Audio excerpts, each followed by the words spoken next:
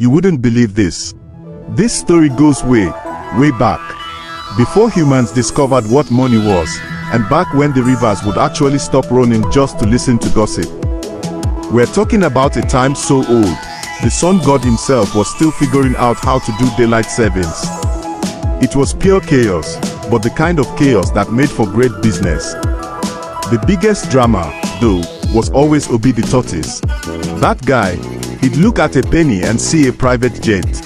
He was broke, constantly chasing that next big thing, but his ego was a certified, untouchable asset.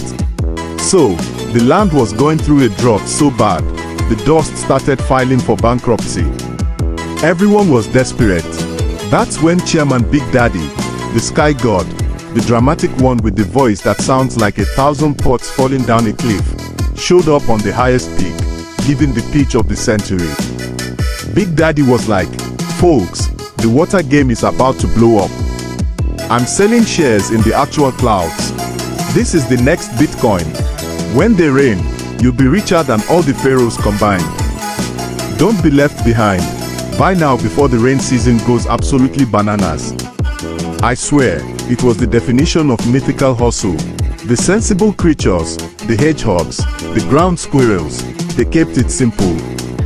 They bought up the last good patches of earth. They invested in things they could actually touch. But Obi, he saw mediocrity. He saw a chance to leapfrog everyone. You know that feeling? When your friend buys a yacht, and you immediately feel like your sensible car is now worthless. That was Obi's entire life plan. He sold the deed to his cousin's shell. Yes, he sold his cousin's shell, his mother's prized yam recipe, and every coin he found hiding under a rock. He gathered every scrap and marched up to Big Daddy. "I don't want a small share," Obi screamed, shaking with feverish greed. "I want the whole thing. I'm buying the flagship asset. This is going to rain pure generational wealth. You watch me become the world's first cloud billionaire." And just like that, Obi invested his entire life, his whole future, into a massive, beautiful bubble of hot air. He stood on his rock, absolutely glowing with self-congratulation, while everyone else just waited for him to fall. So, Obi the cloud billionaire was set. He stood on his little rock, day after day, waiting for the massive cloud, his flagship asset, to start raining diamonds and cash. He was waiting for the market to go bananas, just like Big Daddy promised. He kept telling the other animals, "You guys don't get the algorithm. This is pre-rain liquidity. Wait for the payout." Meanwhile, the sensible animals, the ground squirrels, were laughing, because they were busy eating the vegetables they grew in their boring dirt patches. The drought stretched on. Weeks turned into months. Obi got thinner. His shell looked faded. He became the most annoying creature in the savannah, constantly checking his cloud and giving everyone unsolicited, terrible investment advice.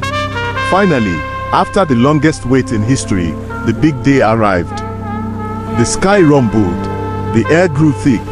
Every animal ran outside, excited to see the end of the drought, and secretly hoping to see Obi's massive, expensive cloud rain pure gold. The massive cloud moved directly over Obi's rock. And it happened. The cloud released its entire, long-awaited payload. It didn't rain diamonds.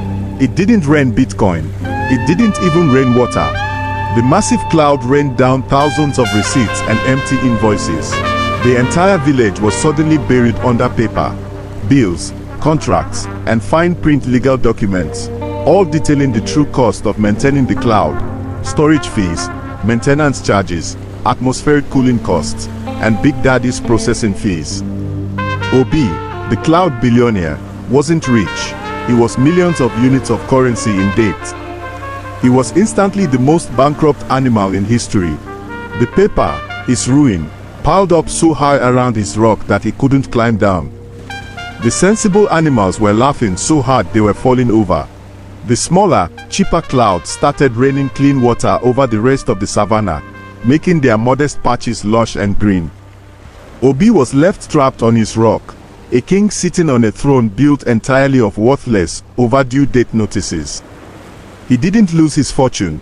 he learned that his asset was just a ridiculously expensive monthly subscription plan he couldn't afford. And that, my friends, is the tale of the tortoise who bought the sky. The moral: don't buy the hype, and never, ever sell your cousin's shell for a Bitcoin you can't touch.